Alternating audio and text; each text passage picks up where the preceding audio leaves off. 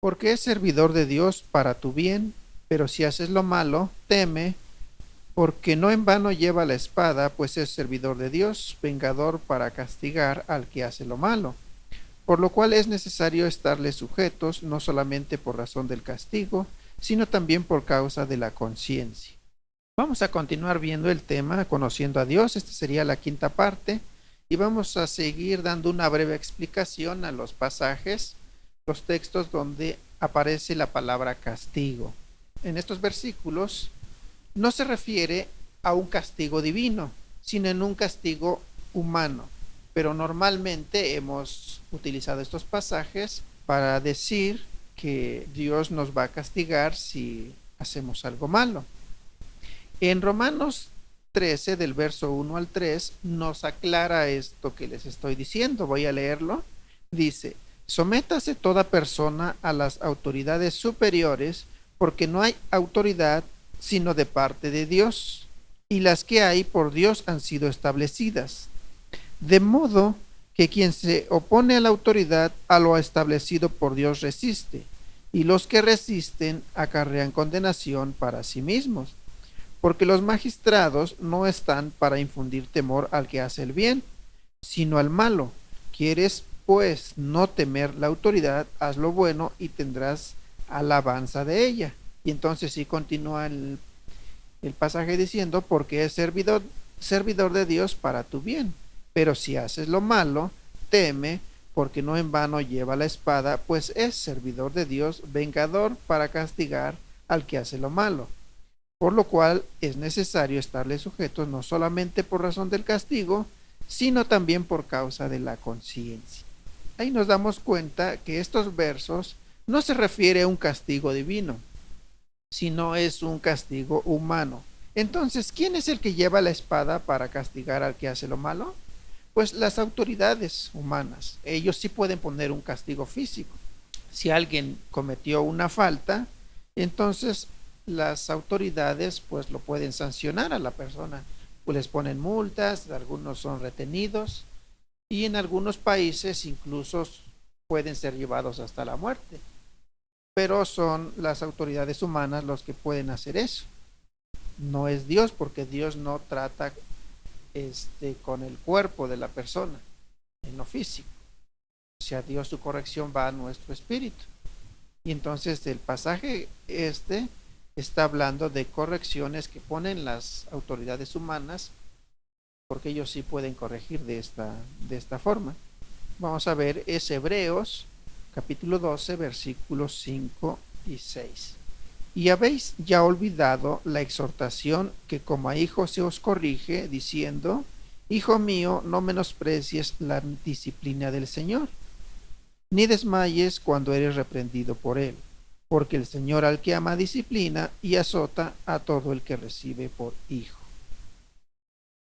Nuevamente, las palabras que se usan en este pasaje, disciplina, reprensión, azote, hablan en un sentido que va dirigida para enseñarnos, rectificarnos o restaurarnos, con la finalidad de ayudarnos a crecer y madurar, pero no implican un castigo físico. La palabra azotar en griego es mastigo, que significa reprender, disciplinar o corregir duramente. El espíritu de esta palabra mastigo es reprendernos, disciplinarnos, corregirnos con dureza verbal. Sí lo hace de una manera fuerte, pero no es en un castigo físico, es de una forma con palabras. Vamos a ver otro pasaje, sería Apocalipsis 3:19. Apocalipsis 3:19 dice: yo reprendo y castigo a todos los que amo, sé pues celoso y arrepiento. La palabra que fue traducida como reprender es elenjo, que significa amonestar, convencer, redarguir y reprender, que aparece ahí.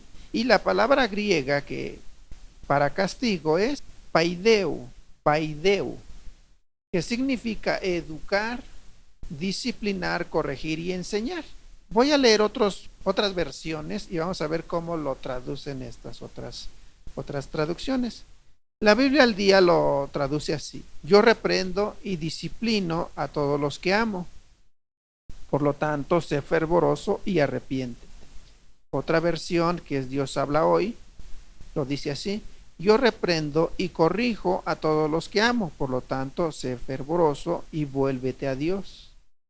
La Biblia de las Américas lo traduce así: yo reprendo y disciplino a todos los que amo, sé pues celoso y arrepiéntete. La Nueva Versión Internacional dice: yo reprendo y disciplino a todos los que amo, por lo tanto, sé fervoroso y arrepiéntete. La versión Lenguaje Actual, o también conocida como lenguaje sencillo, dice: yo reprendo y corrijo a los que amo, por eso vuélvete a Dios y obedécelo completamente. Como vemos, estas otras versiones lo traducen de esta manera porque el espíritu del verso no es castigar físicamente a alguien, sino de educar, de corregir, disciplinar, reprender, convencer, redarguir a los cristianos. Dios no nos corrige físicamente. Él no trata con nuestro cuerpo, sino a través de nuestro espíritu es donde nos va corrigiendo, y a medida que nuestra alma va aceptando su palabra, que es puesta en nuestro espíritu, pues entonces el cuerpo se va alineando con la palabra de Dios, va obedeciendo lo que la palabra de Dios dice. Es necesario también que aclaremos que la corrección de nuestra alma pues es a través de nuestro espíritu. Conforme el alma va cediendo a la palabra, a su palabra, pues también va siendo corregido nuestras almas. Entonces es de esta manera que Dios nos corrige. Lo hace con su palabra, como podemos ver aquí en 2 de Timoteo 3, 16 y 17. Entonces podemos decir, entonces, ¿cómo Dios nos corrige? Pues con su palabra. 2 de Timoteo 3, 16 y 17.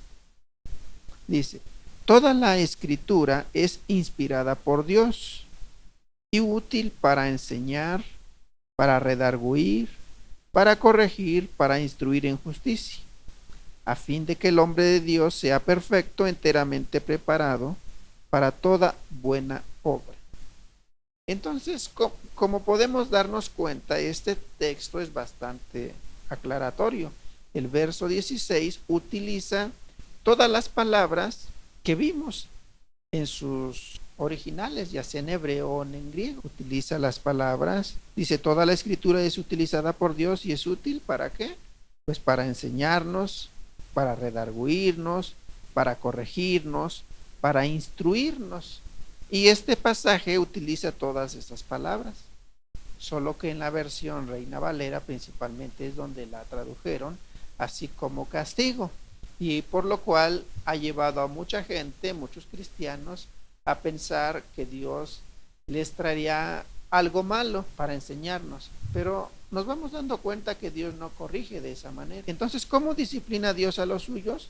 Pues lo hace con su palabra, lo acabamos de ver, y vamos a ver un ejemplo de cómo el apóstol Pablo hizo para corregir a la iglesia. 2 de Corintios 7, 8 al 10. Porque aunque os contristé con la carta, no me pesa, aunque entonces lo lamenté. Porque veo que aquella carta, aunque por algún tiempo os contristó, ahora me gozo. No porque hayáis sido contristados, sino porque fuisteis contristados para arrepentimiento, porque habéis sido contristados según Dios, para que ninguna pérdida padecieses por nuestra parte. Porque la tristeza que es según Dios produce arrepentimiento para salvación, de que no hay que arrepentirse, pero la tristeza del mundo produce muerte. Entonces había una situación que la iglesia de Corinto se había salido del camino. ¿Cómo los corrigió Dios? A través de Pablo, pues les envió una carta. Lo hace de una manera fuerte, hasta él mismo dice: es que pues sí lo lamenté porque los vi tristes, pero esa tristeza los llevó a arrepentirse y a corregir su caminar, su andar en Dios. Pero lo hizo con palabras. Les dolió tanto que hubieran preferido a lo mejor que Pablo fuera y les hubiera dado una bofetada, porque la carta sí les llegó, ahora sí que llegó a su espíritu y se sintieron tristes por el reproche, pero ellos se arrepintieron. Entonces, el Padre Celestial nos ama y por eso nos disciplina, pero lo hace con instrumentos espirituales, no con instrumentos carnales. Dios va a usar el poder del Espíritu que está en su palabra para disciplinar la incredulidad y purificar nuestro espíritu, de tal manera que no nos sintamos debilitados, sino fortalecidos, que no nos sintamos culpables. Y nos dice también Isaías que Dios quiso poner en Jesús el pecado de todos nosotros.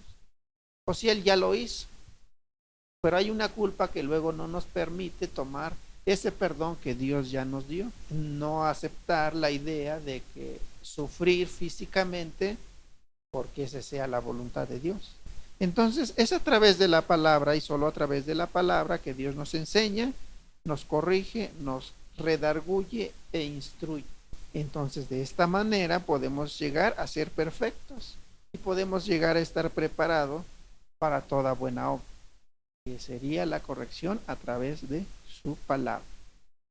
Padre, en el nombre de Jesús, venimos a ti a darte gracias